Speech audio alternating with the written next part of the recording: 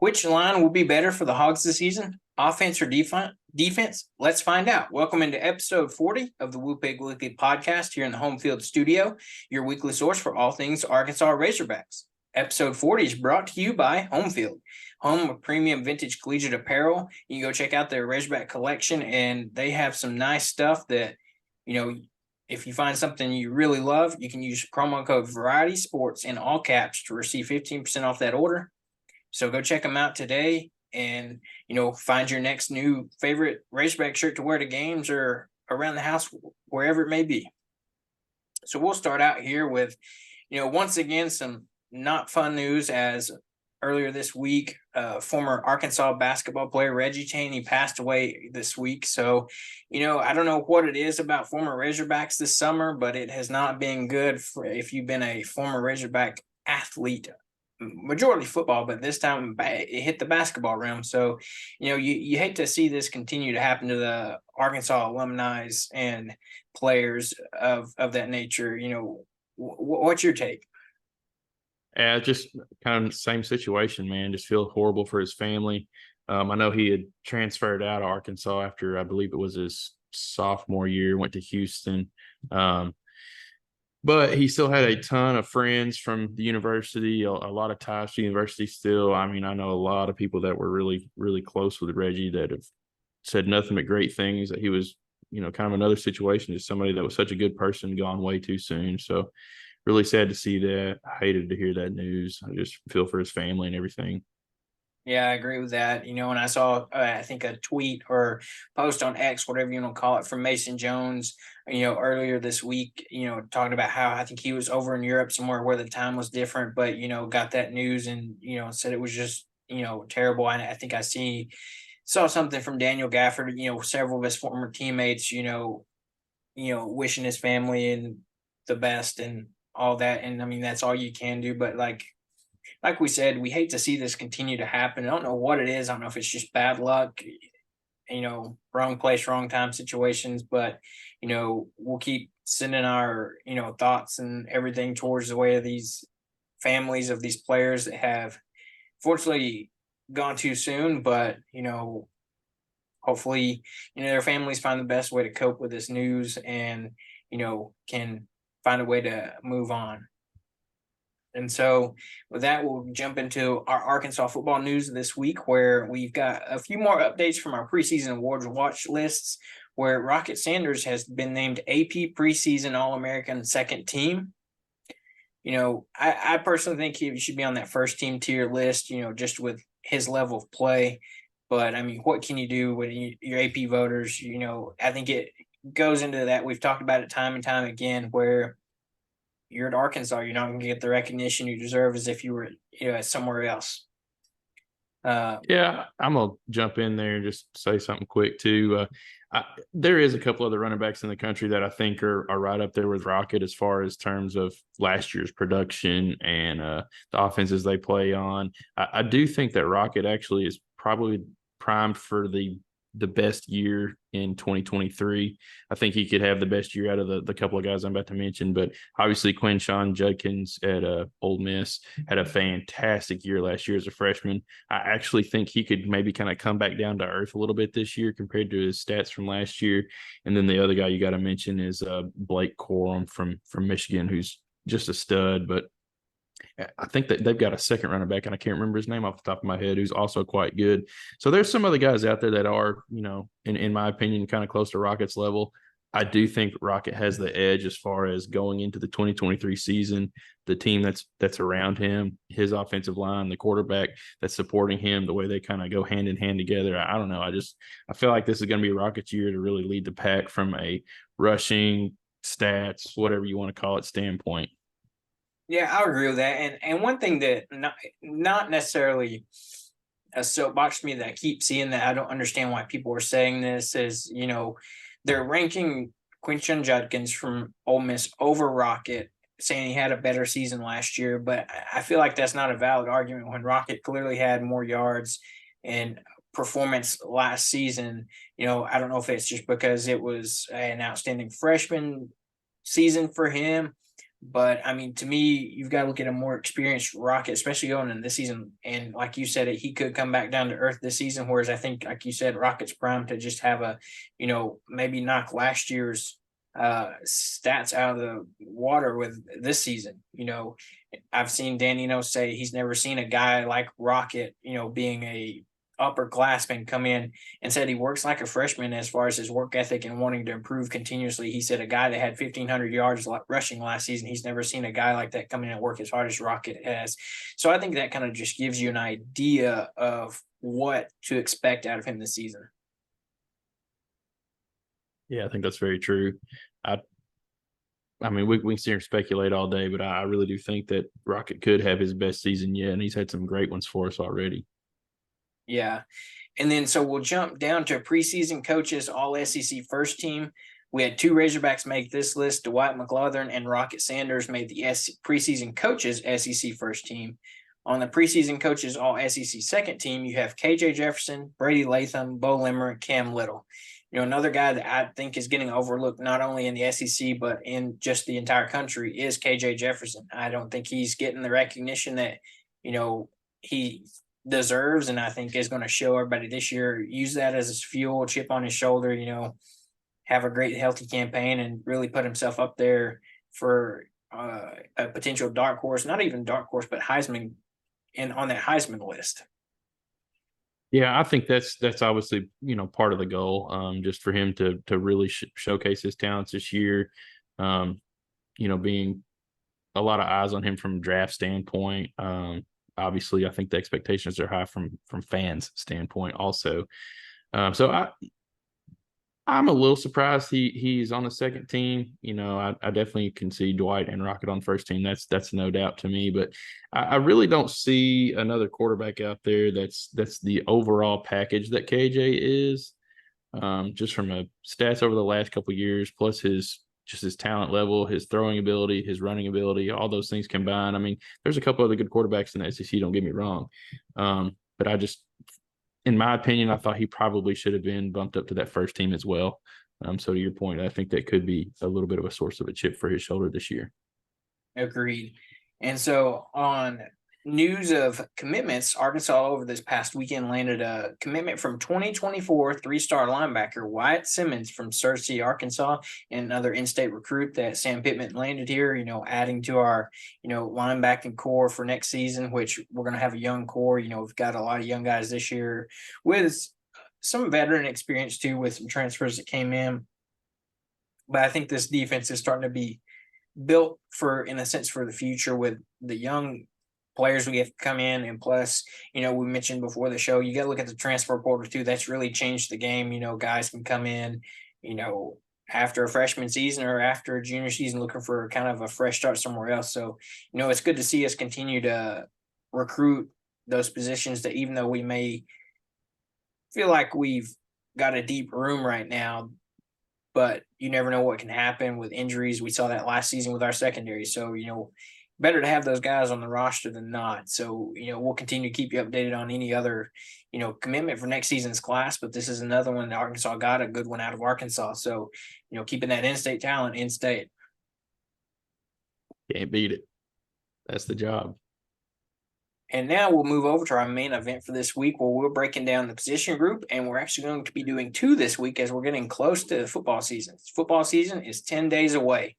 It's hard to believe it's this close, but also let's get through this next week and get to that first, hopefully crisp Saturday morning for some Arkansas football. But so this week we're going to be talking about our offensive line and defensive line and see which one we think could have the better season for Arkansas.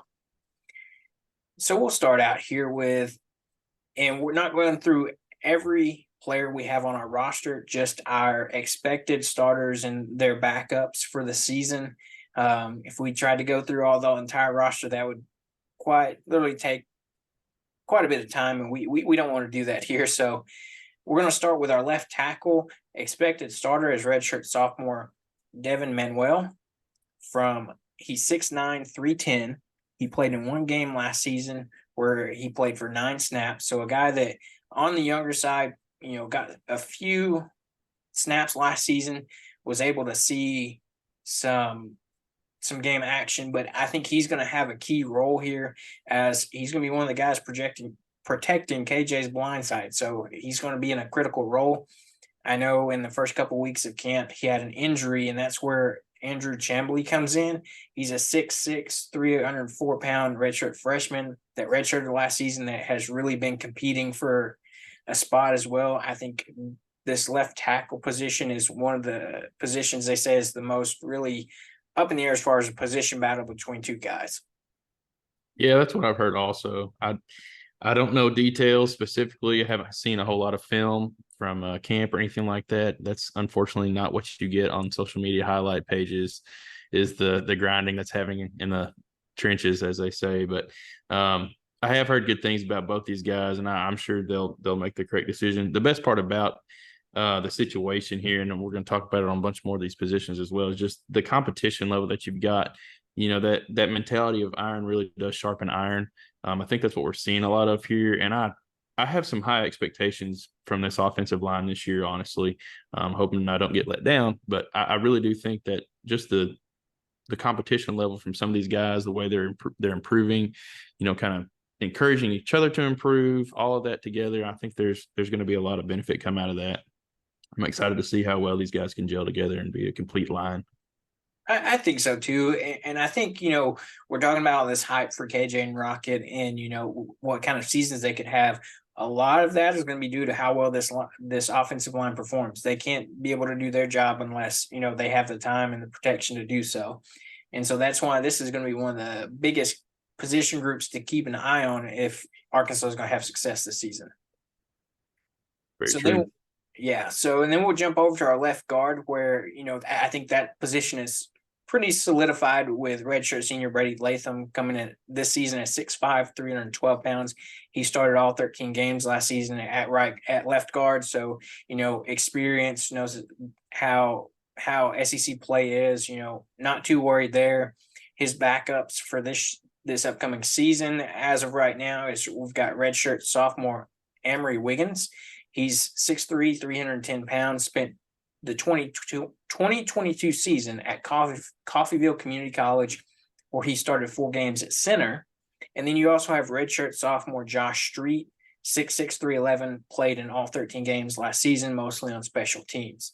So, you know, you've got a cemented starter with several experienced games and, you know, snaps under his belt, and a couple of younger guys that, you know, are able to learn from under him. I think it's safe to say that, barring any injury, you're going to see Brady Latham most of the season at your left guard position. Yeah, I completely agree with that.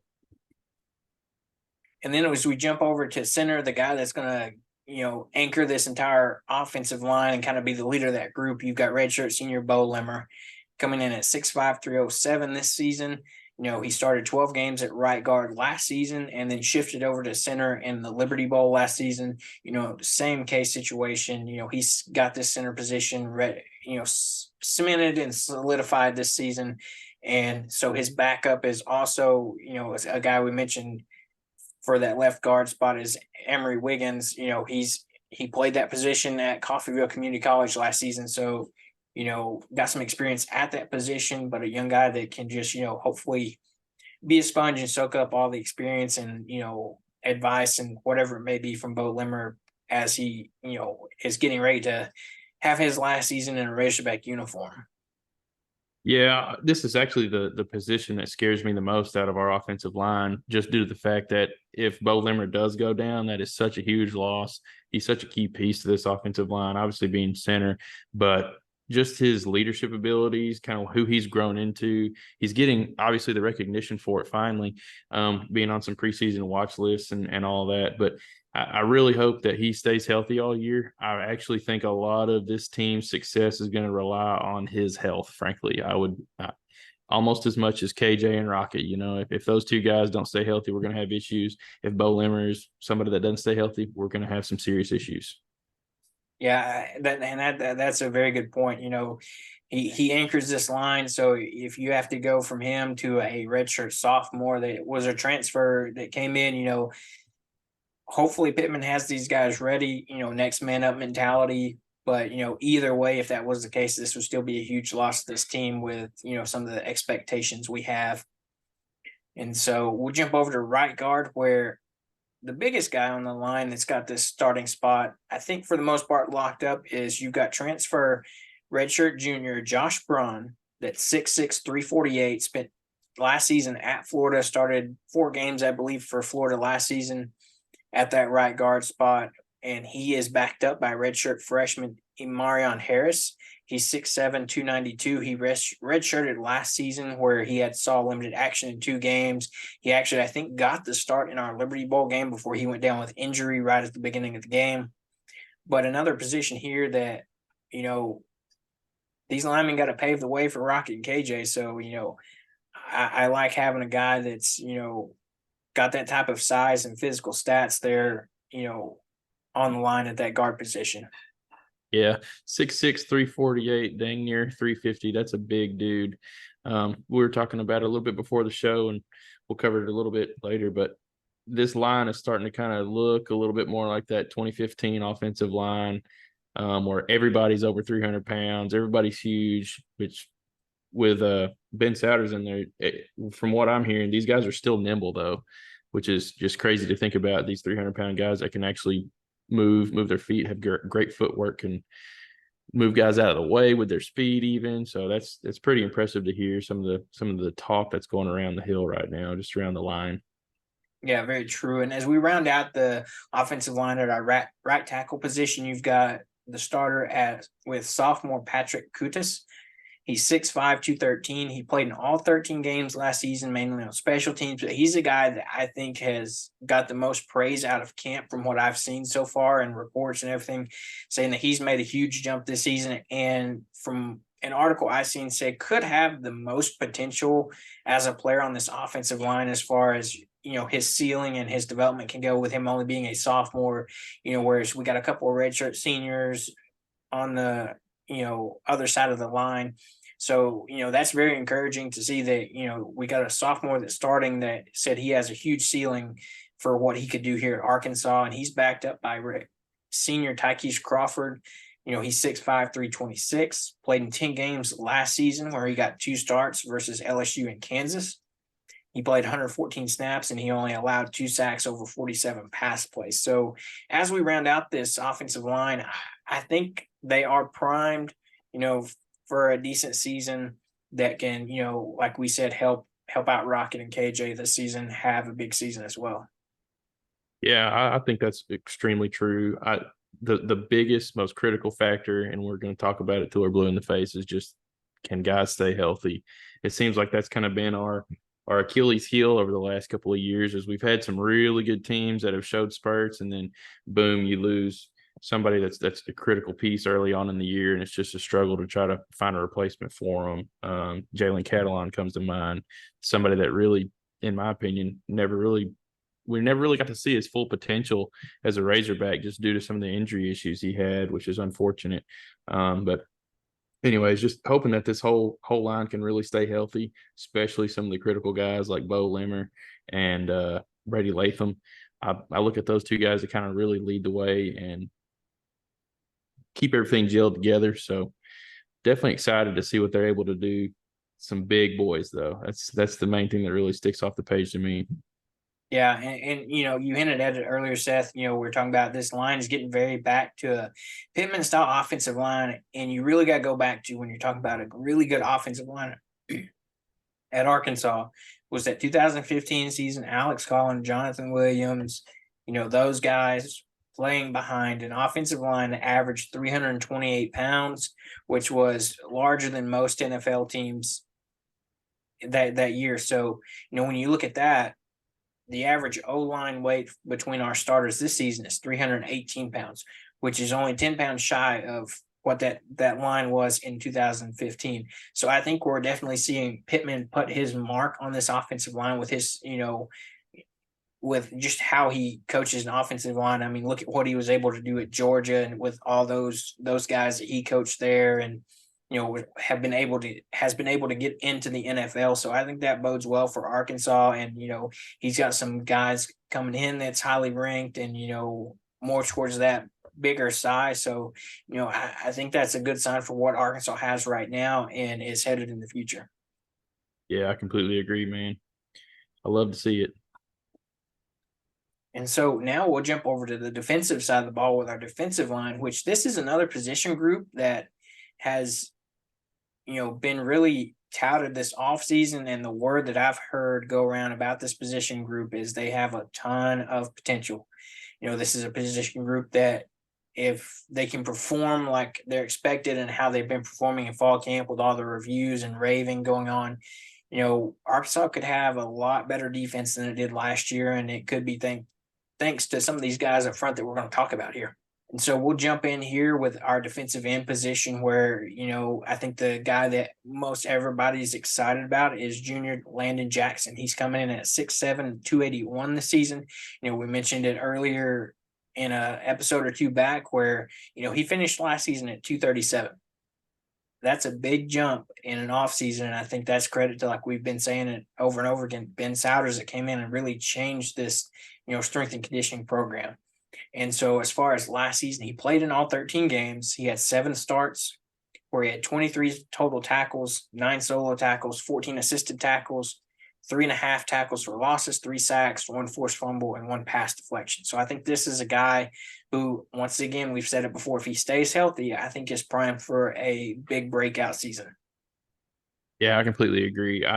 We've talked about it before, but I kind of look to him to really lead the defensive line side of the defense. Kind of him and Chris Paul on the linebackers. I think those 2 guys are really going to be your step up leader type fellows that kind of make sure everybody's on the same page each defensive snap, make sure everybody's in position, understand what the offense is showing from a scheme standpoint. So I'm really excited to see where his development has got him. It's obvious that he's made some significant physical developments. Some of the things I'm going to be looking for is some of the like the mind game developments he's made. How much tape has he watched? Where does he actually kind of place himself from a mentality standpoint as a leader and all that. So I'm so high on Landon Jackson, man. I can't even hardly explain it. I'm really, really excited to see how this year goes for him. I think he's, like we've said, primed to have a really, really good year. Just hope everybody stays healthy, man. That's that. You just always got to put that bug back in there. It's been kind of, like I said, our Achilles heel the last few years. And if we can finally piece together a year where not many of our main key guys go down, I think this could be a fantastic year for Arkansas.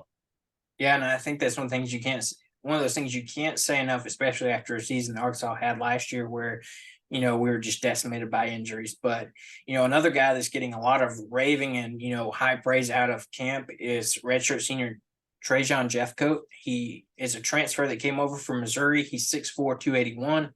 He played in all 13 games at Missouri last season where he totaled 21 total tackles, 2.5 tackles for losses, and 1 sack. Another guy that, it's great to have another guy coming off the edge that can really perform. I think in times last season, Arkansas really struggled with getting some pressure on the defensive line and from those guys up front last season. And that could be partially into the piece of we ran a 3-man front last year most of the season, whereas this season, it's already been pretty well hammered in that we're going with a more aggressive 4-man front. And, some of these guys we're going to talk about here in kind of the reserve role, they're all going to get plenty of playing time. They're all going to rotate in. We're several guys deep here on the defensive line. And, it's already been said that, we're going to be able to rotate guys and keep guys with fresh legs, throughout the game. So just because they're not necessarily starting or listed as a day one starter doesn't mean they could shift around and start different guys, different games. And they're all going to get pretty well equal playing time. And so we'll jump over to senior Zach Williams. He's 6'4", 250. He played in 13 games last season for Arkansas. And really, if you look at his stats, was really a key piece for our defense last season and it's good to see him returning. He got 6 starts out of those 13 games last year where he had 34 total tackles, 11 solo tackles, 23 assisted tackles, 6.5 tackles for losses, and 4.5 sacks. So another guy that, could have a really good year for Arkansas and be a key piece on that defensive line. And then we'll jump over to redshirt senior John Morgan, another guy that Pittman went out in the transfer portal and brought into Arkansas. He played in 12 games at Pitt last season, where he started 5 of those games. He had 19 total tackles, 5.5 tackles for losses, 2.5 sacks, and 2 forced fumbles. So another aggressive guy that can come in and, just really help put pressure on opposing offenses and quarterbacks, and hopefully, get some quarterback rushes and, force some mistakes and possible interceptions to our well improved secondary. I think that's going to be a critical piece is how well does our secondary hold up and make quarterbacks hold on to the ball that extra half a second. Those groups really go hand in hand on how successful your defensive line can actually be in getting quarterback pressure, sacks, tackles for loss, things of that nature. Just how well you hold up on the back end. I think that's one of the reasons why we did run that 3-man front so often the last few years, is we've kind of struggled with that. Yeah, I couldn't agree more with that. That's very true. And, that we had to do that last year due to injury. We had to drop so many guys back that we couldn't run a more aggressive front. But, I'll be interested to see how much that affects our defense this year, if it, results in more turnovers for the defense this season. And so we'll jump over to senior Jashad Stewart. He's 6'2", 257. He played in 10 games last season where he started 6 of them. He had 14 total tackles, 8 solo, 6 assisted tackles, 2.5 tackles for losses, 2 sacks, and 1 pass deflection. Another guy that just adds depth that we've talked about here. It's another, this is going to be a really deep position group for Arkansas this season, which could be very beneficial, like I mentioned earlier, keeping fresh legs and, being able to keep guys fresh and ready to go, and hopefully avoid, overexhaustion, and maybe that'll help guys stay healthier. And then rounding out this defensive end group, you've got the youngest guy on this list here is sophomore Nico Davalier. He's 6'4", 268. He played in 12 games last season as a true freshman, where he had 66 snaps but recorded no stats. So another up-and-coming guy that, is just going to fit into this rotation and help, these defensive end guys, attack and hopefully get pressure on opposing quarterbacks. Yeah, that's very true. I think the depth is something to speak about for sure. We went out and addressed a few of those needs in the transfer portal with Trajan Jeffcoat and John Morgan III coming in. I think those are some big names that really had some good years last year that I'm hoping can kind of come in and translate that over for the Hogs. Obviously, Landon Jackson's kind of leading the pack, but you've got a host of names underneath him that I think are really going to be critical roles, especially, you're never going to avoid the injury bug totally. I know we've talked about it a good bit already, but you hope when you do have guys get injured, it's just stingers. It's nothing bad. They're only out for, a couple plays or something of that nature. It's nothing lasting, or God forbid, something that's a season ender or anything like that. So you definitely have to have that kind of next man up mentality, like you talk about, in your defensive line positions. You're going to get snaps, just even when, guys are out there for multiple downs at a time. They're going to have to come out for a play or two at least, even in critical situations. It's just part of football. So hoping a lot of these guys can really step up and carve their role out and make a name for themselves. That's very true. And I think, that'll be some, part of what's going to let Arkansas have some success this season is, how well that this defensive line can perform. And so as we jump from the outside to the inside of the defensive line and jump into our defensive tackle, depth here, your 2 expected starters are going to be redshirt senior who transferred in from Maryland. You've got redshirt senior Anthony Tank Booker. When you got a guy named Tank, I think that's a sign that, you're going to have somebody that can help load up that box there and against defenses. And he's definitely do that with his size here. He's 6'4", 351, a guy that Pittman, I think, was a highly, recruited guy coming out of the transfer portal from Maryland, where, can bring a lot of pressure, especially that defensive tackle being lined up over the centers. A big guy like that's not going to be easy to block, especially coming off with a center coming off the ball. It's one of those things. Hopefully we see success out of him. Yeah, that's very true. I was excited to see him come in, especially when I saw his size. That's obviously the one thing that kind of jumps off the page at you. Curious to see how everything translates to SEC ball. I mean, those offensive lines on the other side of the ball are a lot better than what you would face when you're at Maryland. It just kind of is what it is. But the intangibles are definitely there. I'm excited to see kind of where things shake out with him. Another guy that I'm looking forward to seeing is redshirt senior Taron Carter. He's 6'3", 303. He unfortunately missed last season due to a knee injury, but a guy that, was expected to have a big season last year and unfortunately, got hurt. Like we said, got struck by the injury bug, but hopefully he's made a good recovery and has gotten, some praise coming out of camp about he's made a good recovery and is looking to, be able to do this year what was expected of him last season, which will be key for, getting pressure on the opposing offenses this season. Yeah, I've heard nothing but good things out of camp as well about him. I think he's kind of that. He's got that comeback story going for him. I think a lot of people are really rooting for him to have a great year, just due to the difficulty and the adversity that he faced last year. It was kind of a not great situation on top of another not great situation with so many other players being out. It just seemed like it kind of dominoed effect. But getting him back, getting some of these transfers in here, man, it like we've said before, it really seems like Sam Pittman and all of his assistants really did go out in the portal and address some of the needs of the team. And they've really got themselves in a better position than I think we've been in quite some time to have a 8, 9, 10 win season.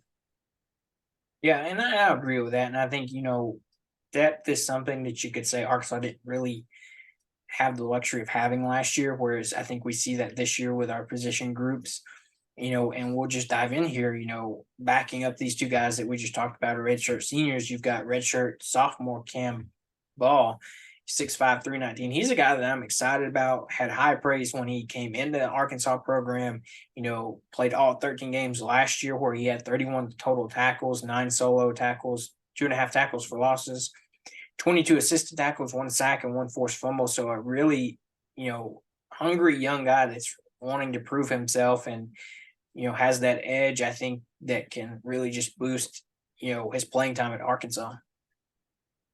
Yeah, that's a good analogy there. Somebody that's really hungry, that's going to be providing that level of competition. We talked about it on the offensive line. You've got it on the defensive line too. You've got guys that are really, really solid that are backing up some of your starters that are going to be kind of that iron sharpen iron.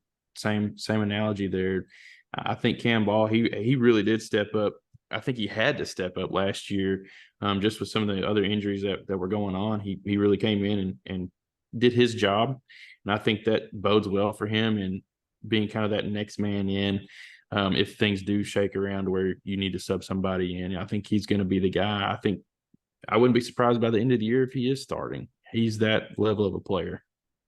Yeah, and that's true. And I think we did see a lot of him last year. Like you said, he had to step up due to, all the injuries we suffered. And, another guy that I think we could see a lot of this year is redshirt senior Eric Gregory, 6'4", 318. He played in all 13 games last year as well, where he got 10 starts, 19 total tackles, 8 solo tackles, 11 assisted tackles, 4 tackles for losses, and 2 sacks. So another guy that can get pressure. And I think, a lot of these guys will be able to have more success this year because, these opposing offenses aren't going to be able to key in on just one guy. Whereas last year, you really had 1 or 2 guys that were being the focused on, and other guys were, couldn't really get the pressure there. But now that, we've got easily 6, 7 guys deep that all are very talented, you can't really put everybody on double team this guy. Then what are you going to do about this other guy that's coming in with pressure as well? That's just as good as that guy you're trying to double. So I think this bodes well for this Arkansas defensive line this season. And you rend out this position group with redshirt senior Kiwi Rose, 6'3", 303, spent last season at Louisiana Tech and had a decent season at Louisiana Tech where he started in all 12 games, 24 total tackles, 18 solo, 4 tackles for losses, 2 sacks, and 2 forced fumbles. So, that's a good way to round this out. And I think this defensive line is primed for a good year. Yeah, just some of the key takeaways. I know we've kind of touched on it a little bit already, but just real quickly, the biggest thing is there's, in my opinion, more depth here than we've had in a while, at least talent level from top to bottom. I mean, you round out your rosters with plenty of players year in and year out. It's just, do you have the confidence in some of those players to really come in and step up and fill a hole as well as they need to, if one of your main guys goes out. I think we're in a better situation top to bottom than we've been in quite some time on both offensive line and defensive line. It would go back to, one of those 2014, 2015 years for me, probably where you had a fantastic offensive line. Go back maybe even a little bit further to like Trey Flowers' era, where you had Dietrich Wise and some of those guys on the defensive line, to have that level of depth and talent all across. It's exciting to see. Obviously, a lot of this stuff's projections, so can't guarantee that we're going to have the year that I think we could have, but I think the potential is there, and that's something to be excited about, that we haven't really even had the potential that we have now in the last few years. So things are going in the right direction from the pit boss. I just can't say enough about it, man. Agreed with that. And I think this is like one of those things where, it starts with the defensive line. They do their job, or they're able to get pressure. That makes our, linebackers, that second and third levels job 10 times easier. If guys are pressured, having to make quick decisions, that allows, those corners, those DBs to be able to jump a route, be able to make a play on some, maybe those rush throws, those mistake throws that maybe shouldn't have been thrown because they were getting pressure on. So I think this could be part of and a key piece of a successful defensive season for Arkansas. Yeah, one more thing around that too. You kind of touched on the passing defense piece of it. Another thing is if these guys are able to kind of bottle up run plays, that's a lot less wear and tear on your linebackers and your safeties having to come up and pop a running back. So how well these guys are able to get off blocks and shut down run plays, things of that nature, is another key piece that I'm looking to see. Obviously, Landon Jackson was phenomenal at that last year. I remember seeing a ton of great plays where he was able to track down running backs from behind on little end around plays or things like that, or just blow up a play, kind of getting off his block on the end. And I'm excited to see, his improvements there, and just the team as a whole's improvements, what they're able to do on run blocking and tackling situations. I don't really know the correct terminology there, but obviously getting pressure on a quarterback's kind of the main focus, but you can't forget about those running back plays that really saves a lot of the life for your linebackers and safeties later on in the game. Very true. And now comes that tough question. We mentioned at the beginning of the show, which is going to get your vote for which do you think overall is going to have a better season for Arkansas, the offensive line or defensive line? Personally, to me, and it may just be some wishful thinking involved, but I actually think the defensive line could have the better year, just from a stats and just kind of overall improvement from last year, things of that nature. I think if you're going to kind of take one over the other, I would think the defensive line could have the better year overall. I think they're primed for a big turnaround. They're obviously changing the scheme, which I think will actually highlight the defensive line, give them more opportunities to make plays, not less. So I think at the end of the day, my vote would have to go for the defensive line. I think the offensive line is going to be good too, but I think the defensive line is going to have some significant improvement and actually steal the show to an extent from the trenches standpoint. I think I'm going to follow up and be on that kind of same page. As much as we want to compare these two, it's not necessarily a fair comparison, as they're two different jobs. But when you look at this, and Seth mentioned it earlier in that quote of iron sharpens iron. These defensive line guys are going against our offensive line, which is just going to make each other better. Especially with the talent that we've just talked about on this defensive line, that's just going to help make our offensive line guys a ton better, and vice versa. Our really talented offensive line, these defensive guys, they figure out ways to get around, be able to essentially try to blow up a play that just helps them improve as well. So, I think this is going to be an interesting season for both sides of the trenches, and I think both sides of the trenches will play a key piece in how successful Arkansas will be this season. No doubt. Couldn't have said it better myself. And so with that, we'll take a quick break here, and we'll be right back to recap you on some Arkansas soccer and volleyball and everything else. You know what I like? I like to be comfortable.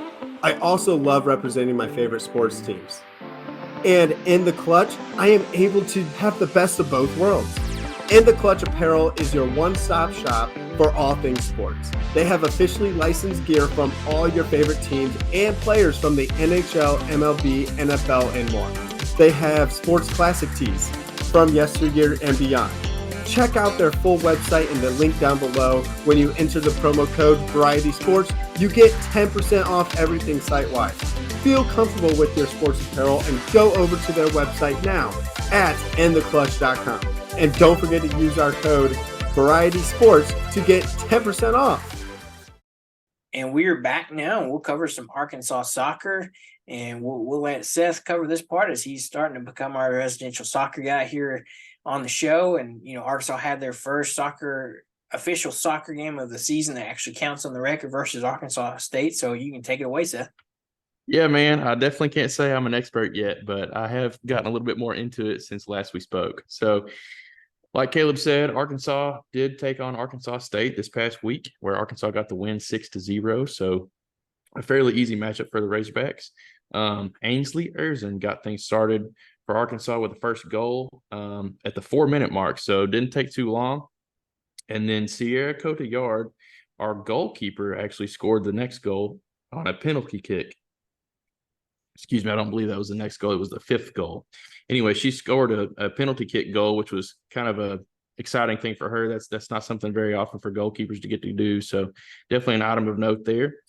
Kylie Delaney, Patricia Tsokos, and Bay Franklin each scored a goal apiece as well. And then another kind of highlight note of the match was Arkansas State unfortunately scored a goal on their own goal to help the Hogs get that 6-0 win. So kind of a crazy game for the Lady Razorbacks soccer team. Obviously a good thing to pick up a win. I think this unfortunately dropped them in the rankings from 8th to 10th.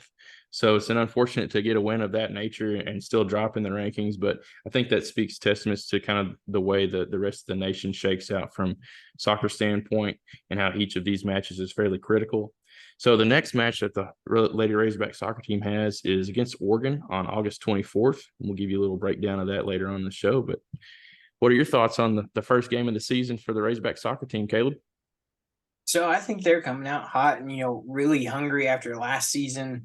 Making it all the way to, I believe, the Sweet 16 and taking on Florida State last year, and unfortunately falling there and got some unfinished business for sure. Yeah, really, and Coach Kobe Hale went out and got some really good talent for what we lost after last season. So I think he's just really restocking what we lost after last season. And, it's one of those things where we've also got a loaded schedule here. We're not going to have any easy games, especially once you jump into, conference play, but even non-conference play, you're still going to have some tough games where, we're playing some ranked opponents in the future as, and several of those opponents in the top 10. If you just look ahead of our schedule, we'll kind of get ahead of ourselves just a tad bit, but, we've got number 12 Notre Dame that we're going on the road to play. We're playing, Clemson, Tennessee, several other top programs that, are going to see probably down the road conference play, several of these things. So, no better way to, get yourself ready than playing some top non-conference opponents too. Yeah, that's very true. I think, we talked about it around football, but it's kind of the same way with this soccer team. Iron sharpens iron. Playing some tough opponents, you really get a good gut check on where you are as a team, the things you need to improve on, the things you do well, some of your leaders. A lot of those things shake out when you play tough opponents that can sometimes be hidden if you're playing some more of the, I guess you could say, cupcake style teams. Obviously, it's tough to kind of get an analogy on where we're at. Playing Arkansas State, I think this was a very easy matchup. So really on August 24th, I think we're going to find out a little bit more when we play Oregon. And then to your point, we're going to jump ahead here a little bit. We've got a pretty big matchup at Notre Dame at 1 p.m. on Sunday, August 27th. So a top 15 matchup as it stands right now. The rankings could change a bit before then, so we'll keep an eye on that. But that's going to be a matchup that's got a lot of eyes on it from the soccer universe. So definitely going to be some more talent to face over the next 2 games to really see where we shake out at. So I'm excited to kind of see these games take place and really get a good gut check on where we are as a team. Yeah, and when you look at Oregon that we're going to be taking up here in actually tomorrow, they dropped their first game to Baylor in a 2-0 loss. And so it's one of those things where, they're coming in with a loss. So, I wouldn't necessarily underestimate them, but I think Colby Hale is going to have this team in the right mindset, ready to go, against, Pac-12 opponent that's coming in to Fayetteville. We've got, I'm going to say an advantage. We're used to this hot weather we've got going on right now. And, this Oregon team might not, might struggle a little bit as, they've already announced that they move this game to a later time due to how hot it's been here in Arkansas. And so I think that could be, in a sense, if you want to call it, some type of advantage, even though it affects both teams. I think our girls are going to be more conditioned to the environment, but any advantage you can get, you'll take it. Yeah, I completely agree with that for sure. And like Seth said, we got, another big matchup coming in, or we'll be going on the road to Notre Dame, but, Arkansas is currently ranked 10th, and, maybe we'll jump up in the rankings next week with another win, and we'll go from there. So we've got some upcoming events to tell you about. Seth mentioned it earlier. We've got soccer versus Oregon tomorrow at 7:30. You've got Arkansas volleyball getting their season kicked off with their first match of the season versus Michigan State at 7 p.m. First one of the season, so get out there and catch it if you can. And then Arkansas women's soccer, like we mentioned, number 12 Notre Dame going on the road Sunday to take on Notre Dame, a good ranked team. That'll be a good non-conference test for the soccer team. And then Arkansas women's volleyball will be taking on Tulsa on the 25th at 2 p.m. as well. So, plenty of Arkansas things going on those dates. So, it'll be a lot of things going on, especially as we're getting ready to get football kicked off. Soccer is getting kicked off. Volleyball is going on. So, you've got soccer Thursday, volleyball on Friday, soccer and volleyball both on Sunday. So, a lot of things getting ready to get kicked off, which, just allows us to have more updates for you, and we'll keep you updated as much as we can. So don't forget to check us out and subscribe to our YouTube page or anywhere you get your podcast, Apple Podcast, Spotify. Go find us and, give us a listen, and we appreciate it. And we thank you for listening to today's episode of Woo Pig Weekly, and we'll catch you right back here next week.